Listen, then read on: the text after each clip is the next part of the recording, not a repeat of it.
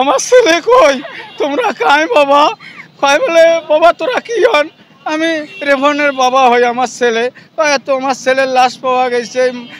আমি দেশবাসী সবাই কাছে বিচার চাই, আমার ছেলের ন্যায্য বিচার চাই। আজ আমার বড় ভাই যায়, গিয়ে আমার ভাইয়ের লাশ উদ্ধার করে। আমার ভাইয়ের লাশের শরীরে অসংখ্য ছুরির আঘাতের চিহ্ন ছিল, পায়ের রগ কাটা ছিল, হাতের রগ কাটা ছিল, মুখে অ্যাসিড দিয়ে বিকৃত করে দিছে, পায়ের নখ উঠাইছে, পায়ের একটা আঙ্গুল কেটে নিছে, হাতের নখ উঠাইছে, হাতের একটা আঙ্গুল কেটে দিছে।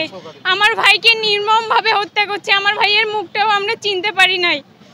রিপন ওকে হচ্ছে 22শে আগস্ট শুক্রবার ফিহা নামের একটা মেয়ে ওকে কল দেয়।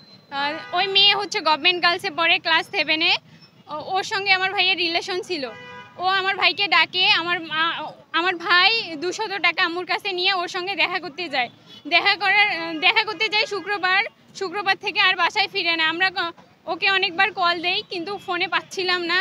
তারপর হচ্ছে শুক্রবারে কল দেই, শনিবারেও কল দেই, তাকে পাচ্ছিলাম না। রবিবারে ওর ফোন থেকে একজন কল দিয়ে বলে যে, আমার বাবাকে বলে যে আপনি ওর কী হন? আমার বাবা বলে যে আমি ওর বাবা হই, আমার ছেলে কোথায়? বললো আপনার ছেলের লাশ পাওয়া গেছে, এসে নিয়ে যান।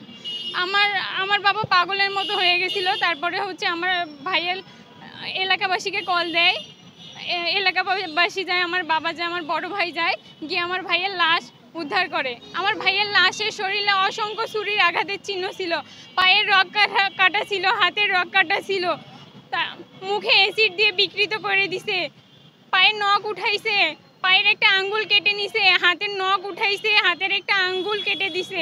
আমার ভাইকে নির্মমভাবে হত্যা করছে। আমার ভাইয়ের মুখটাও আমরা চিনতে পারি নাই। আমার ভাইকে যেখানে মারা হয়েছে সেখানে ফিহার মামার শ্বশুর বাসা। ওই আত্মীয় আমার ভাই সে লাস্ট যাওয়ার সময় ওর ফ্রেন্ড অনিককে বলছে যে তার আত্মীয়র বাসায় তাকে ডাকছে।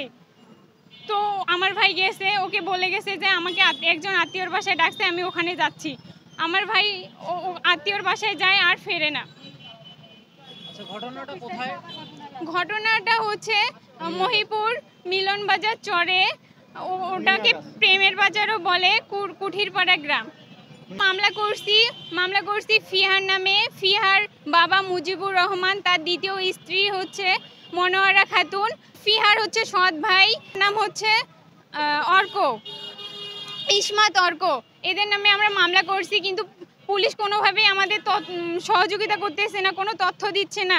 লাস্ট কল কে করে আমরা মনে করি পুলিশকে তারা প্রভাবিত করছে। তারা কোনো রকম আমাদের তথ্য দিচ্ছে না, কোনো সহযোগিতা করতেছে না। পুলিশ বলতেছে এটা হত্যাকাণ্ড না, আমার ভাই সুইসাইড করছে, পানিতে পড়ে মারা গেছে। আমার ভাই যদি পানিতে পড়েই মারা যাইতো তাহলে কি আমার ভাইয়ের মুখে পানিতে কি অ্যাসিড ছিল? পড়ার সঙ্গে সঙ্গে আমার ভাইয়ের মুখ বিকৃত হয়ে গেছে। আমার ভাইয়ের নখ উঠানো হয়েছে, বুকে অসংখ্য ছুরির আঘাতের চিহ্ন ছিল।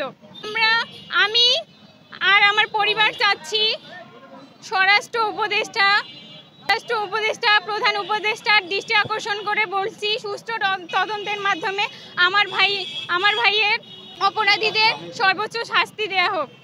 তো মোবাইল করি পাই না, শনিবারে মোবাইল করি তাও পাই না, রবিবারে একজন ওই নম্বর থেকে ওই সাওয়ার মোবাইল নাকি বাড়ি করিয়া সিম ডুবিয়ে তার মোবাইলে বাটন মোবাইলে ডুবিয়ে কল দিছে আমাকে, বাবার নামে সেভ করা ছিল আমার নম্বর। তখন আমি বললাম যে আমার ছেলে কই, তোমরা কাই বাবা? কয় বলে বাবা তোরা কি হন? আমি নিজ বিশেষ চাই। আর এই আমাদের একটু হুমকি দিছিল, আমাদের বাসায় গেছিল ওই ফিয়া নামের মেয়েটার মা, হ্যাঁ জয়া, মনোয়ারা নাম, উনি যায়া আমার এই মেয়ের টুটি চিপি ধরছিল, আমি ছিলাম না, আমার ওই ছেলের টুটি চিপি ধরছিল, আমি দোকানে ছিলাম। আমি মেডিকেল ক্যাম্পাসের পূর্ব গেটে একটু ছোটোখাটো দোকান করি, আমরা ওই রংপুরিয়ে থাকি। হ্যাঁ, আমরা মনে করে এইভাবে চলি, ওরা ওইভাবে ধমক দিয়ে আসছে। যদি বছর খানিক পরেও হয়, ও নাকি দেখি ছাড়বে, আমার ছেলে লাস্টে মারছি। আমি ন্যায্য বিচার চাই সবাই রেখেছে, সব ছোট বড় যারাই আছেন, সবাই আমার ছেলের ন্যায্য বিচার নিয়ে দেন। আমি ন্যায্য বিচার চাই।